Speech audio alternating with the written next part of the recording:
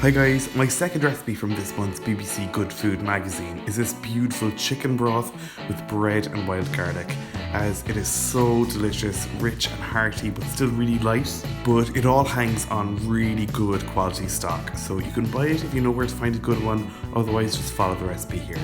Start off with a kilogram of chicken wings to roast. I like to bash them up with a knife first to break all the bones. That'll really release a lot more flavour. Then put them into an oven-proof dish to roast. Something wide and shallow would normally be best for roasting, but I'm using my casserole for this because this way I can use the same dish on the hob and not lose any flavour by transferring the food to another dish. This might not actually make a huge difference, but it also saves the washing up. Now the recipe says to roast at 180 Celsius for 30 minutes, but I'm going to give it an extra 15 because of the depth of my dish. While they're roasting, grab a large bowl for your other aromatics. It's probably good practice to wash your board and knife after working with raw meat, but everything here is going to be cooked anyway, so I didn't bother. Start off by coarsely slicing one onion. I'm leaving the skin on because that'll give a really nice colour to the broth. And add to the bowl. Then take one stick of celery, though I'm using two because these are kind of small, and just slice them up. Now 2 carrots. These are washed well, but I left the skin on as well for all the nutrients, and just chop them up before you add them to the bowl too. Next, 1 bulb of fennel, sliced. 2 leeks, and slice those up as well. Next, add 4 bay leaves. Then the recipe looks for 6 sprigs of thyme, and I think that's about 6. Now 8 peppercorns, though I actually did overshoot this by quite a lot, but whatever, chicken broth loves pepper. Next, the magazine says to add 3 cloves of garlic, but I'm choosing to take that as a very loose suggestion because I love my garlic. I am going to add 6 cloves. You can add what you like though. Now set this veg aside until the chicken comes out of the oven. Then place the chicken over a high heat, pile in the veg and cover with water. If you're using enamelled cast iron like Le Creuset, you need to be careful not to add cold liquids to hot pans. Room temp is fine, just take your wine or whatever out of the fridge 15 minutes before you add it.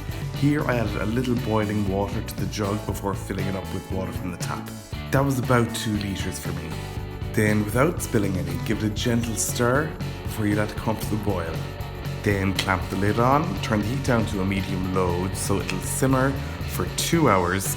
Then strain it by placing a large saucepan lined with a colander next to it and transfer all the soup into it. The colander will catch all the big pieces of veg or chicken before you then pour it all through a fine sieve to catch all the smaller particles. Next, you're going to bring this up to a boil and skim off any fat that rises to the top. As it's going to the boil, season to taste. You might want to add a good bit of salt here because remember, no salt has been added to this so far. Now take some stale sourdough about 2 days old and cut 2 thick slices into cubes. By the way, you needn't worry, I have washed the board since it's all the raw chicken. Transfer all those to a bowl, then take a handful of wild garlic leaves and trim them up a little bit before you chop them. You can use spring onions here if you prefer, but wild garlic is all over the place here in Ireland at this time of year, so it's nice to do a bit of foraging. Then just transfer them to a serving bowl. I served the bread, wild garlic and broth at the table and let everyone help themselves, and it really did go down so well. I think it's probably impossible to find shop-bought chicken broth that will compare to homemade, so this is definitely worth the effort. Then spike it with some wild garlic and cubes of sourdough and you have a healthy meal that is as delicious as it is addictive. So thanks a million for watching guys, I hope you liked this video. If you did, be sure to hit the like button below and the subscribe button as well. You can check me out on social media if you like, you'll find all the links to my accounts in the description, as well as the link to my blog where you'll find this full recipe at www.bookiecook.org.